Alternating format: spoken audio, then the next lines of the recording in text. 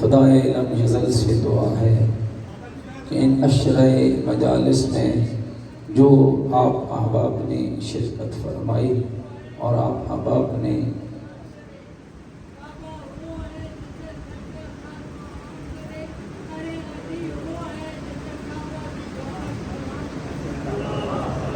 اللہ آپ سب کو جزائے خیر عطا فرمائے۔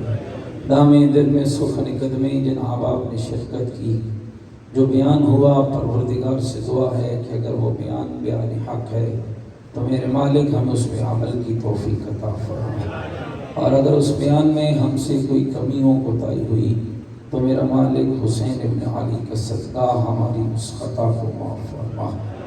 مومنین کرام، آ چکے عشرۂ محرم کی تبلیغات و فضائل کی آخر مجلس ہے، کل شہادت امام ہے، تو میرا دل چاہتا ہے جیسا کہ میں نے کل آپ کی خدمت میں وعدہ بھی کیا تھا کہ آخری مجلس اس حسین کے نام ہوگی کہ جو غیبت کے پردے میں بیٹھا ہوا اپنے دادا حسین کے مشن کو جاری رکھے ہوئے ہے، اور وہ اس بات کا انتظار ہے کہ میرے شیعہ کب تیار ہو جائیں تاکہ میرا ظہور ہو اور کعبے پہ اسلام کا علم بلند ہو، پھر پتہ چلے حسینیت کیا ہے اور یزیدیت کیا۔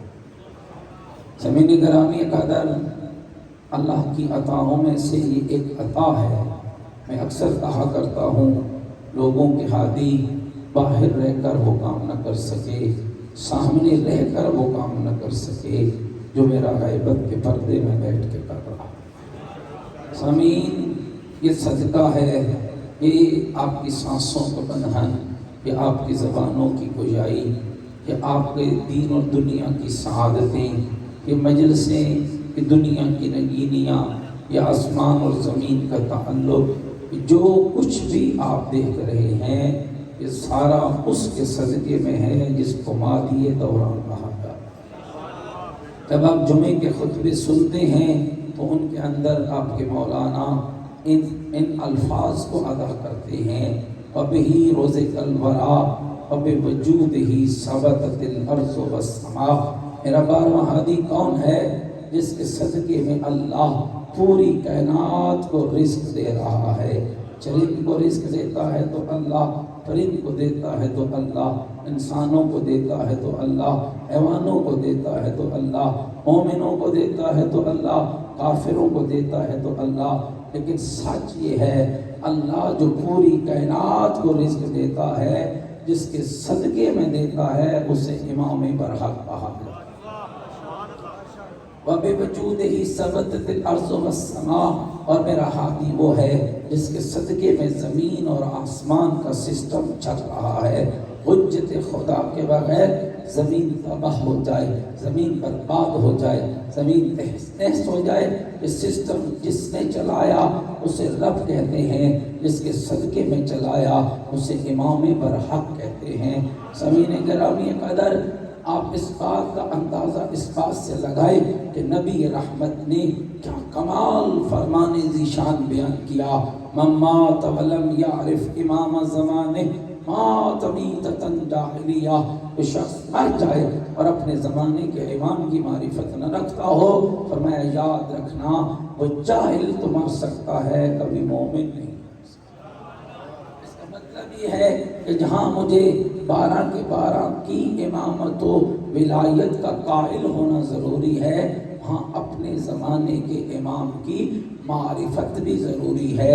اس لیے کہ مجھے پتہ ہونا چاہیے میرا ہادی برحق مجھ سے کیا چاہتا ہے، ان کا تقاضا کیا ہے، میری جوانی سے تقاضا کیا ہے، میرے گھر سے تقاضا کیا ہے، میری اولاد سے تقاضا کیا ہے، میری نسل سے تقاضا کیا ہے، میری سمت سے تقاضا کیا ہے، میرے سجدے سے تقاضا کیا ہے، میری عبادت سے تقاضا کیا ہے۔ یاد رکھنا مومنین کرام، جب تک امام اور ماموم کے درمیان یہ ربط نہیں رہے گا، اس وقت تک معرفت کا کمال حاصل نہیں ہونے پائے گا۔ اور آپ تو وہ خوش نصیب ہیں کہ جن کو اللہ نے وہ امام دیا ہے جو غیبت کے پردے میں بیٹھ کر بھی تمہارے اعمال کی نگہبانی کر رہا ہے، تمہارے اعمال کی نگرانی کر رہا ہے۔ ہر شب جمعہ ہمارے اعمال ہمارے امام کے حضور چاہتے ہیں آئیے آپ خود چیک کیجیے، میں آپ پہ کوئی کسوٹی نہیں ڈال رہا ہوں، کوئی پیمانہ نہیں ڈال رہا ہوں، آپ خود چیک کیجیے اپنے اعمال کو کہ آج اگر ایک دن ایک مقرر کر لیجیے، اس دن سے اگلے دن تک چیک کیجیے اس ہفتے میں جو اعمال کا تحفہ میں نے فرزند زہرا کو بھیجا ہے ان میں حلال کتنے بھیجے ہیں اور حرام کتنے بھیجے ہیں، اچھے کتنے بھیجے ہیں اور برے کتنے بھیجے ہیں۔ اس لیے کہ آپ بھیجے نہ بھیجے، جانا تو ہر حالت ہے، رپورٹ تو ہر حالت جانی ہے، تو پھر کیا اچھا ہو کہ امام بارگاہ سجادیہ کی اس صف عزا پہ بیٹھنے والے مومن نوجوان ماتمی عزادار جب تیرا اعمال نامہ تیرے بارہویں کی خدمت میں جائے تو پورے ہفتے میں لکھا ہو نہ نماز قضا ہے، نہ خیرات قضا ہے، نہ صدقہ قضا ہے، آنکھوں کا حیا باقی ہے، زبان کی گویائی باقی ہے، کانوں کی سماعت باقی ہے، قدموں کی پاکیزگی باقی ہے۔ آج اس پورے ہفتے میں اس نوجوان نے کسی نامحرم پہ نگاہ نہیں ڈالی ہے، کوئی زبان سے جھوٹ نہیں بولا ہے، کوئی گانا مانا نہیں سنا ہے، کسی غلط طرف نہیں گیا ہے، بلکہ مسلسل اس ہفتے کے اندر یہ دعاؤں کے ذریعے اپنے امام کو یاد کرتا رہا ہے، اپنے امام کو بلاتا رہتا کہ تو نہیں بیٹھے اب آپ میری باتوں سے، اپنے امام کو بلاتا رہا ہے۔ اے نوجوان عزیز یاد رکھ، تیری زندگی قیمتی ہے، تیری جان قیمتی ہے، اور امام علیہ السلام، آپ حیران ہوں گے سامعین، میں ایک روایت پڑھ رہا تھا کہ جب ایک مومن خوش ہوتا ہے اسے خوشی نصیب ہوتی ہے، خدا کی قسم یہ سچی روایت ہے، وہ مومن اپنی خوشی پر بعد میں خوش ہوتا ہے، 12واں امام پہلے خوش ہوتا ہے۔ ایک مومن کو، ایک شیعہ کو، ایک محب امام کو کوئی خوشی نعمت نصیب ہوتی ہے وہ بعد میں خوش ہوتا ہے، زمانے کا امام پہلے خوش ہو جاتا ہے، اور جب کسی مومن کے ہاں کوئی غمی، کوئی مصیبت، کوئی تکلیف آتی ہے اور وہ مومن اس پہ غمزدہ ہوتا ہے، تو وہ تھوڑا غمزدہ ہوتا ہے، امام ڈھیر غمزدہ ہو جاتا ہے۔ اب اندازہ کیجئے جن کا امام اپنے شیعہ کے ساتھ اس قدر رابطے میں ہو تو اس شیعہ کا رابطہ کیسا ہونا چاہیے، اس مومن کا رابطہ کیسا ہونا چاہیے۔ اور سامعین یاد رکھیے گا، ایک لمحے کے لیے بھی میں نے تاریخ میں ایسے واقعات پڑھے، ہم تو نہیں سمجھ سکتے، ہمیں نہیں پتا ہے نا کہ امام کہاں ہے، لیکن کیا آپ جو امام بارگاہ سجادیہ میں بیٹھے ہیں، پورے عشرے سے مجالس سننے آ رہے ہیں، یہ ذکر و فکر کی محفل جاری ہے، یہ صلوات و نعروں کی صدا گونج رہی ہے، یہ گریہ ہو رہا ہے، کیا یہ ساری خبر آپ کے زمانے کے امام تک نہیں جا رہی ہے؟ آپ کیا سمجھتے ہیں آپ کے اس ایک ایک گریے پر، ایک ایک نعرے پر، ایک ایک صلوات پر، ایک ایک ماشاءاللہ پر امام کتنی ڈھیر دعائیں آپ کے حق میں کرتا ہے؟ کتنا خوش نصیب ہے وہ شخص جس کے حق میں زہرا کا بیٹا خود دعا کرتا ہے، جس کے حق میں میرا 12واں ہادی، 12واں مولا اور 12واں آقا خود دعا کر رہا ہے۔ لہذا سامعین گرامی قدر ذرا سوچ کے اپنی زندگیوں کو گزاریے، آپ کا ایک ایک قدم قرب امام کی طرف ہونا چاہیے، امام کے ظہور کے لیے تیاری کیجئے۔ میں سمجھتا ہوں کہ امام بھی منتظر ہیں، آپ بھی منتظر ہیں، آپ کا انتظار ہے کہ امام کا ظہور ہو جائے، اور امام کو انتظار ہے کہ میرا مومن تیار ہو جائے، میرا محب تیار ہو جائے۔ تیاری ضروری ہے، غفلت کی نیند سے جاگیے، کرداروں کی اصلاح کیجئے، اپنے محلے، خاندان، دوستوں کو متوجہ کیجئے۔ کب تک ہم یوں تنہا رہیں گے؟ کب تک ہم یوں ظلم و بربریت کی چکی میں پسے جاتے رہیں گے؟ اس لیے کہ امام کا جب تک ظہور نہیں ہوگا ظلم تو جاری رہے گا، بربریت تو جاری رہے گی۔ یہ تو میرے رب کا فیصلہ ہے، یملأ اللہ ارضا قسطا و عدلا کما مولع ظلم و جورا۔ 12ویں ہادی کا کمال کیا ہوگا؟ اللہ اس زمین کو امام کے ظہور کے بعد ایسے پر کرے گا کس سے؟ عدل و انصاف سے، جیسے یہ ظلم سے پر ہو چکی ہوگی۔ یہ کشمیر کے مسلمانوں کا مسئلہ، یہ فلسطین کے مسلمانوں کا مسئلہ، یہ حزب اللہ کی باتیں، یہ لبنان کی باتیں، یہ یہود و ہنود کے جھگڑے، یہ اللہ کے گھر اور اللہ کے اولیاء کے گھر کے خطرے، یہ ساری مشکلوں کا حل ایک ہی بات کے اندر ہے کہ تم اتنی دعائیں تیز کرو کہ 12ویں کا ظہور۔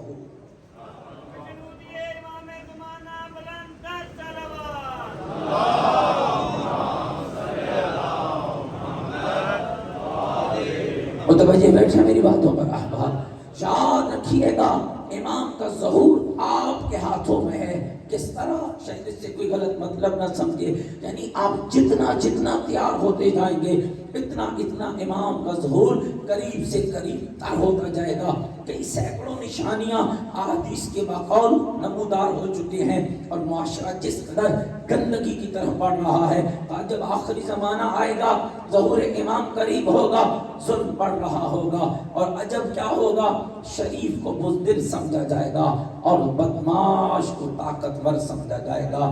حق کھانے والا طاقتور ہوگا، حق لینے والا کمزور ہوگا۔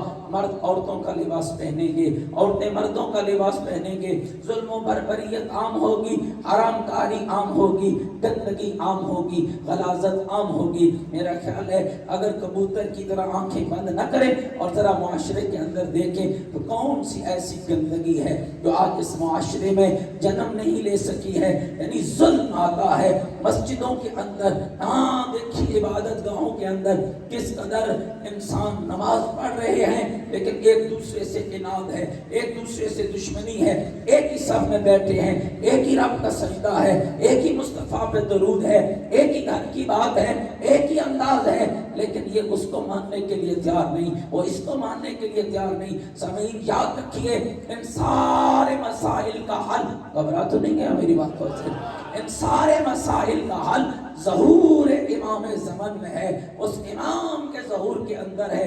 اچھا آپ سب جانتے ہیں کہ 12ویں امام کا ظہور کہاں ہوگا؟ کدھر ہوگا 12ویں امام کا ظہور؟ کہتے ہیں بیت اللہ کے اندر ہوگا۔ امام نجف میں ظہور نہیں کریں گے، امام کربلا میں نہیں کریں گے، امام مشہد میں نہیں کریں گے، کہاں کریں گے؟ بیت اللہ میں۔ اور کیا وہ لمحہ ہوگا؟ سامعین میں کبھی کبھی تنہائی میں بیٹھ کے سوچتا ہوں، زہرا کا لال جب تیرا ظہور بیت اللہ میں ہوگا، کیا لمحہ ہوگا جب بیت اللہ کی چھت پہ اسلام کا علم لہرا ہے؟ کیا وہ لمحہ ہوگا جب بیت اللہ کی چھت پہ بیت اللہ کا وارث آئے گا؟ اور اگر آپ متوجہ بیٹھے ہیں تو ایک کمال کا نقشہ ہے جو لکھنؤ کے ایک عالم نے کھینچا کہ جب 12ویں کا ظہور ہوگا انداز کیا ہوگا؟ بیت اللہ کی سرزمین پر ایک گروہ نمودار ہوگا جس کے آگے آگے جبریل چلے گا، ایک طرف میکائیل چلے گا، ایک طرف اسرافیل چلے گا، پیچھے ملائکہ کی جماعت ہوگی، بیچ میں زہرا کا لال ہوگا، سر پہ محمد کا امامہ ہوگا۔ سجادیہ والوں سر اٹھانا، نہیں پتا زندگی باقی پھر ملاقات باقی، ان لفظوں پہ غور کرنا۔ سر پہ محمد کا امامہ ہوگا، جسم پہ علی کا پیراہن ہوگا، ہاتھوں میں علی کی ذوالفقار کو لیے، زہرا کی دعا کو لیے، حسن کی سخاوت کا وارث، حسین کی شجاعت کا پیکر، زین العابدین کی طرح زینت عبادت رکھنے والا، اور محمد باقر کے چشم علم کا وارث، جعفر صادق کی طرح سچا، موسیٰ کاظم کی طرح علم و بردبار، علی رضا کی طرح رب کی رضا پہ راضی رہنے والا، محمد تقی کی تقاوت، علی نقی کی نقاوت رکھنے والا، حسن عسکری کے گلشن کا پاکیزہ پھول، نرگس کا چاند جب بیت اللہ میں قدم رکھے گا تو جبریل کہے گا جاء الحق وزحق الباطل ان الباطل کان زہوقا، حق آ گیا ہے باطل چلا گیا ہے۔ جب حق آتا ہے تو باطل کو جانا پڑتا۔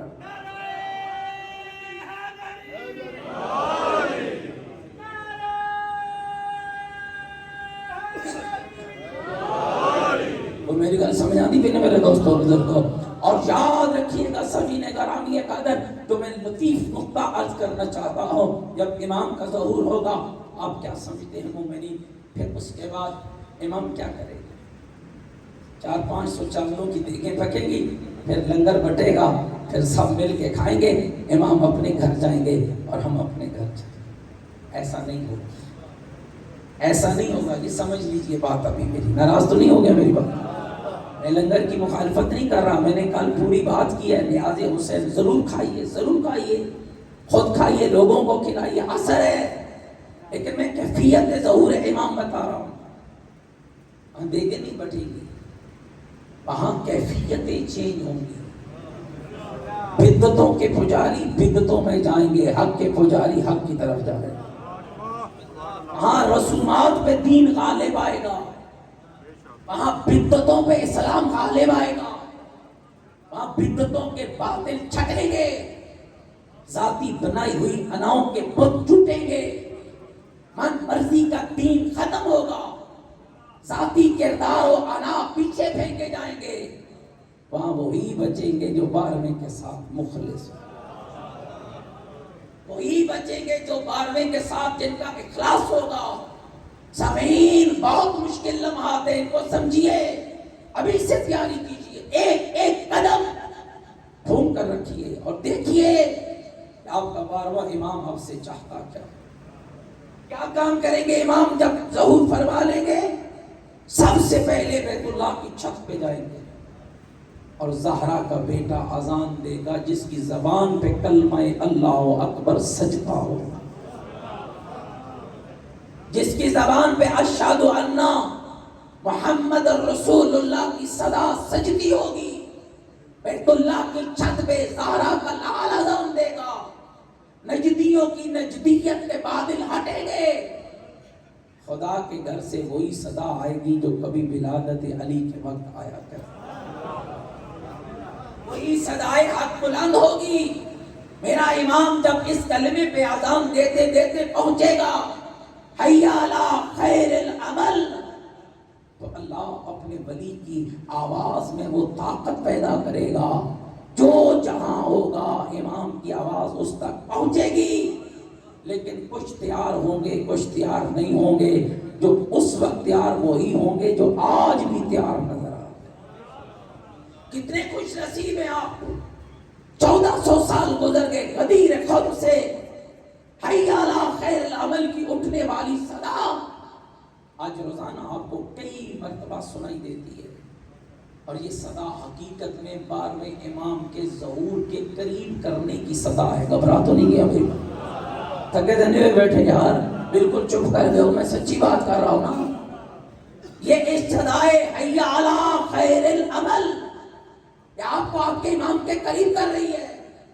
اس صدا پہ لبیک کہیے، اگر آج لبیک نہ کہا تو کل یہ سزا سمجھنے میں دیر ہو گئی تو پھر زہرا کا بیٹا تم سے دور ہو جائے، اور اگر فرزند زہرا دور ہو گئے تو پھر یاد رکھنا تیرے پلے کچھ نہیں رہے گا، پھر تیری ساری عبادتیں ضائع، اس لیے کہ تو جتنی عبادتیں کرے گا ان پر مہر 12ویں امام کی لگے گی، اور 12ویں امام کی مہر کب لگے گی؟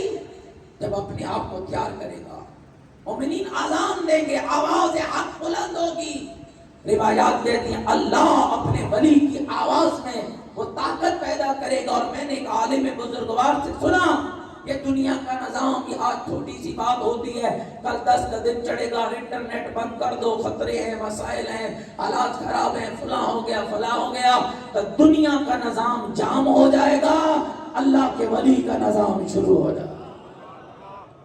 وہاں نیٹ کی ضرورت نہیں ہوگی، وہاں ولی کی آواز میں وہ طاقت ہے کہ دنیا کے سارے جیلی نظام ٹوٹ جائیں گے، فرزند زہرا کا نظام قائم ہوگا۔ پنڈی گیپ والا پنڈی گیپ میں کھڑے ہو کر امام بردہ سجادیہ کی گلی میں بھی سن پائے گا کہ مکے سے بطول کے بیٹے کی حی علی خیر العمل کی آواز آ رہی ہے، لیکن متوجہ اس بات پہ رہیے، وہ آواز تو آئے گی، سنیں گے بھی، لیکن آج جو سن کے ادھر ادھر بھاگ جاتا ہے کل بھی وہ بھاگ جائے گا، اور جو بھاگ گیا سو بھاگ گیا۔ گھبرائے تو نہیں بیٹھو نا بھائی، نسنا کوئی چنگی گل نہیں، ہاں اسلام اس سے بہت منع کرتا ہے، گھبرا تو نہیں گئے میری باتوں سے، بھاگنا کوئی اچھی بات نہیں ہے، ڈٹنا بنیان اور مرسوس۔ حملہ کیا نا انڈیا نے پاکستان پہ، پاکستان نے منہ توڑ جواب دیا ہے نا، پھر خیال آیا ایک آواز بلند کرے، بنیان مرصوص۔ میں کہتا ہوں یہ آج کی آواز نہیں ہے، یہ تو نبی کے دور کی آواز ہے، علی ڈٹتا تھا، قرآن کہتا تھا بنیان مرصوص۔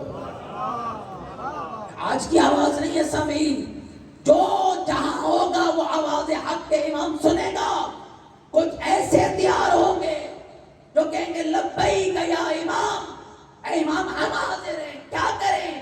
نہ پاسپورٹ ہے، نہ ویزا ہے، نہ خرچہ ہے، نہ تم تیار ہو، ہاں مولا تیار ہیں۔ ایک غیبی بھی آواز آئے گی ارادہ تم کر لو پہنچانا ہمارا کام۔ مل کے ایک صلوات پڑھیں ذرا محمد و آل محمد۔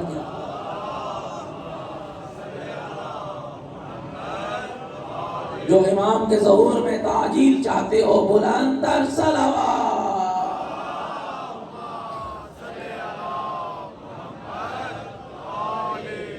بس سمین محترم وقت بہت ہو گیا اور مسائل بھی مجھے پڑھنا ہے، ایام عزا ہے۔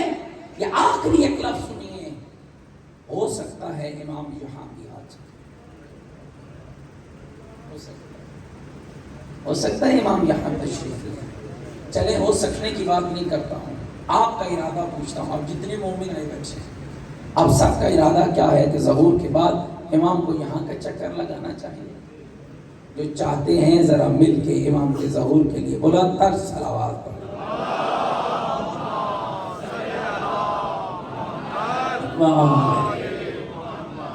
اگر امام یہاں تشریف لے آئیے، جس میں بیٹھا ہوں، یہ امام کا گھر ہے نا، امام بارگاہ کس کا گھر ہے؟ سارے بولو کس کا گھر ہے؟ امام کا گھر ہے۔ امام اپنے گھر تو آئے گا، اور آپ ماشاءاللہ پنڈی کے مہمان نواز لوگ نہیں چاہیں گے کہ رسول کا بیٹا میرے گھر بھی آ جائے۔ کون کون چاہے؟ سب چاہیں گے۔ دل تو یہی ہے، حسن ظن تو یہی کرتا ہے، میں آپ سب چاہیں گے۔ اس لیے کہ یہ یاد رکھنا، جو امام تک پہنچ گیا وہ بھی کامیاب، اور جس کے گھر امام آ گئے وہ بھی کامیاب۔ تو دعوت دیں گے نا امام کو، بولو دو گے یا نہیں دو گے بھائی؟ جو امام کو دعوت دیں گے کہ مولا میرے گھر تشریف لائیے، مل کر ایک پوری طاقت کے ساتھ بلند تر صلوات۔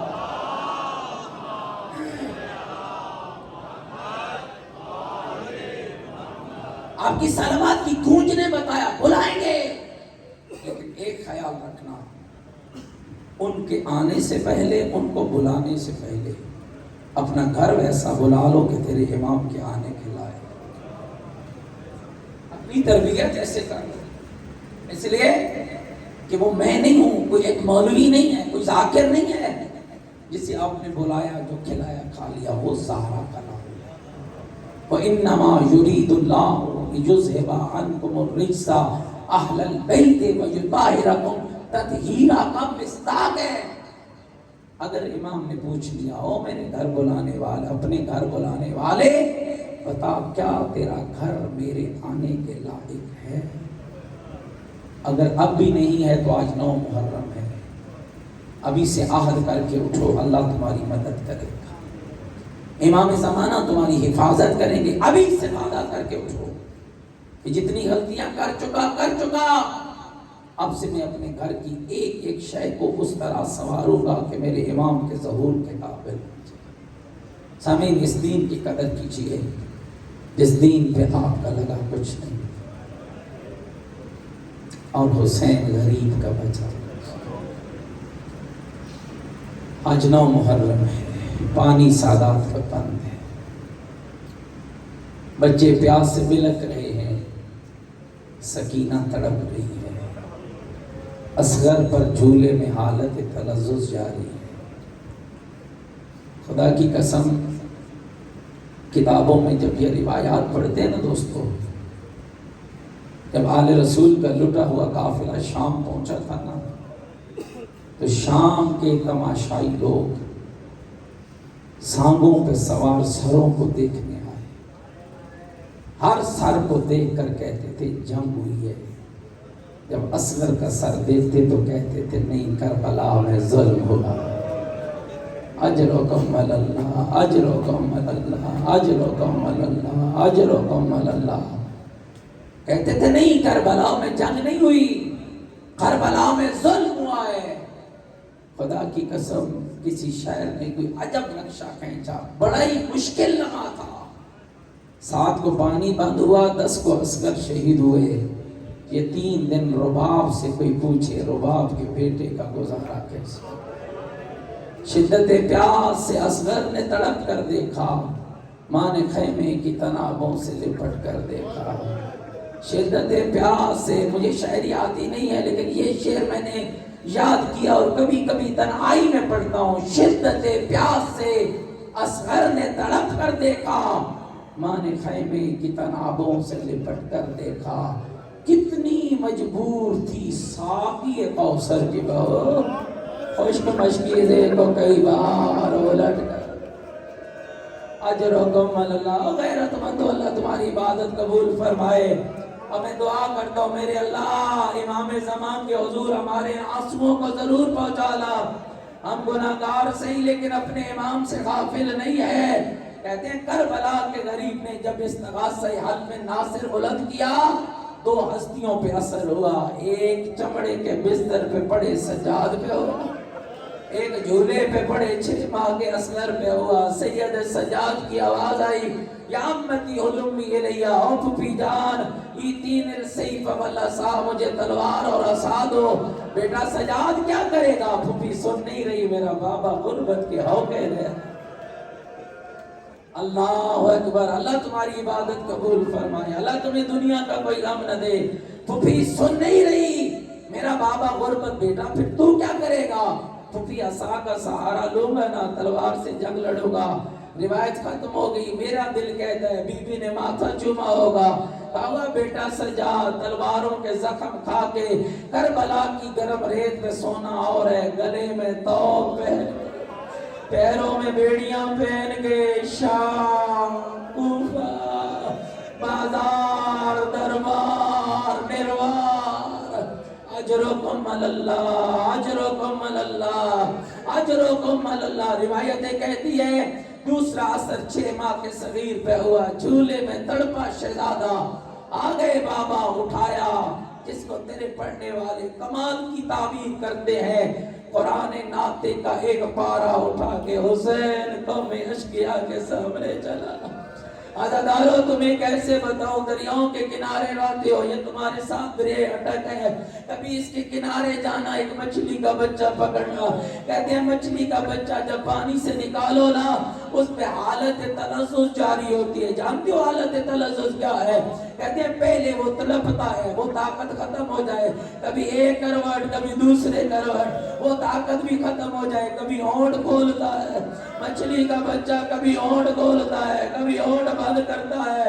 قربان جاؤں رباب کے چاند علی اصغر پر، ساتھ کو پانی بند ہوا. پہلے تڑپتا تھا، پھر طاقت ختم ہوئی، کبھی ایک کروٹ کبھی دوسری کروٹ، وہ طاقت بھی ختم ہوئی. کبھی شہزادہ ہونٹ کھولتا تھا، کبھی ہونٹ بند کرتا تھا. او مومنہ پھٹ نہیں جائے گا جگر.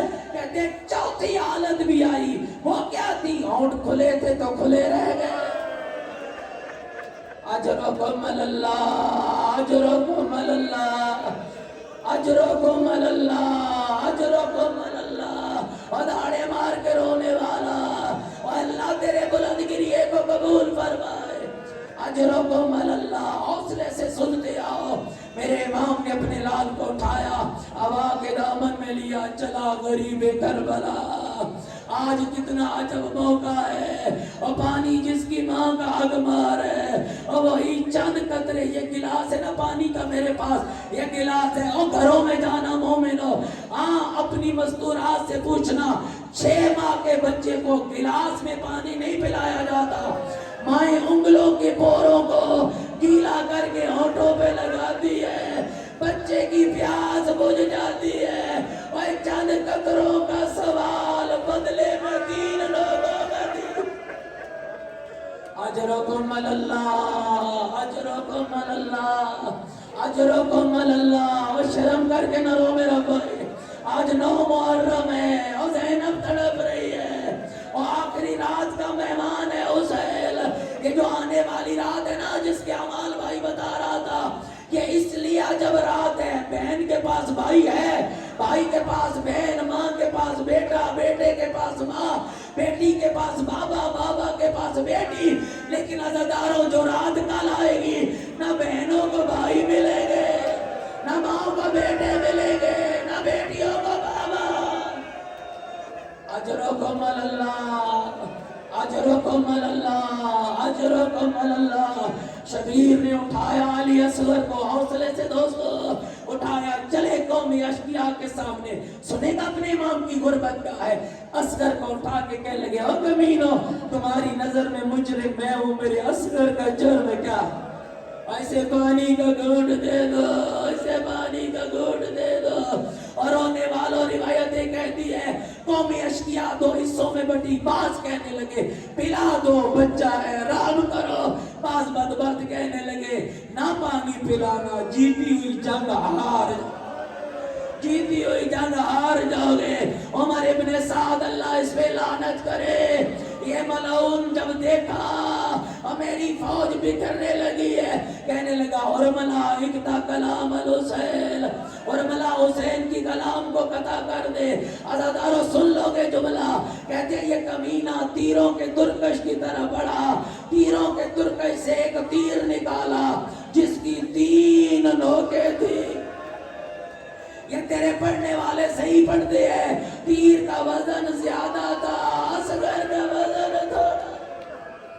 اجرکم اللہ، اجرکم اللہ، اجرکم اللہ، اجرکم اللہ۔ اور کہتے ہیں کمینے نے تیر اٹھایا، اور جب بنانے والے سے پوچھا گیا یہ تیر تو نے کس کے لیے بنایا؟ اس نے کہا یہ میں نے جنگ کے جوانوں کے لیے نہیں بنایا، یہ تو میں نے جنگ کے حیوانوں کے لیے بنایا۔ اور سارے مل کر کہتے ہیں اور باپ کا بیٹا، اور تیری اپنی قسمت ہے، تیر بڑا ہے اصغر چھوٹا۔ اجرکم اللہ۔ آؤ سارے ہاتھ بلند کرو، آؤ حسین کی غربت کا پرسہ اس امام زمان میں روز منت کرتا ہو، امام کو پرسہ دو، کیوں منت کرتا ہو؟ وہ تنہا رو رہا ہے، میں چاہتا ہوں ہمارے گریے میں امام کا گریہ شامل ہو جائے تاکہ مل کے امام کو بابے کا پرسہ دے۔ السلام علی الحسین الغریب،